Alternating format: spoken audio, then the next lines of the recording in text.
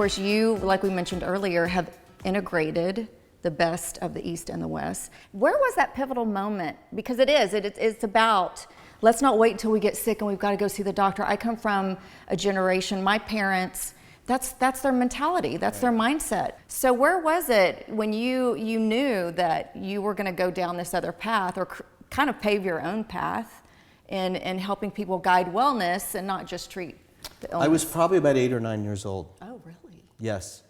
My grandmother has been one of the greatest influences in my life. She was a true healer. Whenever I had a test, or pretty much every morning, she'd go out into the garden and she would pick these leaves. They're little teeny leaves.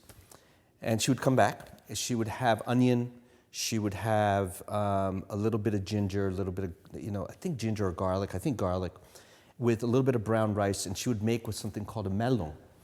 And she would saute it, just a little bit of coconut oil, and she would give that to me before I went to school.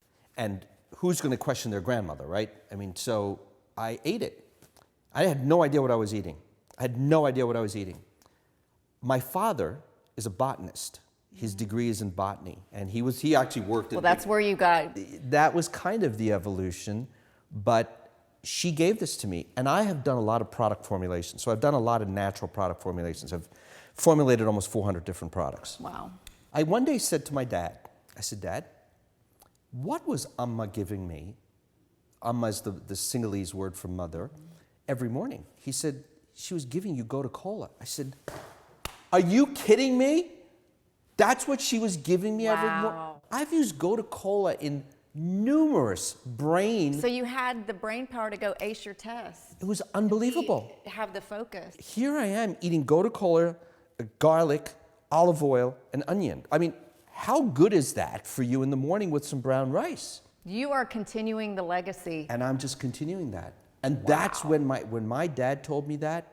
I only found this out recently. Really? Oh yeah. I found this out about maybe 8 years ago. Yeah, all this time I had no idea. So that's where my journey started. My grandmother said to me, you're going to be a healer. And I said, what do you mean I'm going to be a healer? Here I'm 9 years old, right? What's that? Healer, what does that mean? She said, you're going to be a wonderful healer. And before she died in 1976, I was my second year of college. She said the same thing to me again, you're going to be a healer.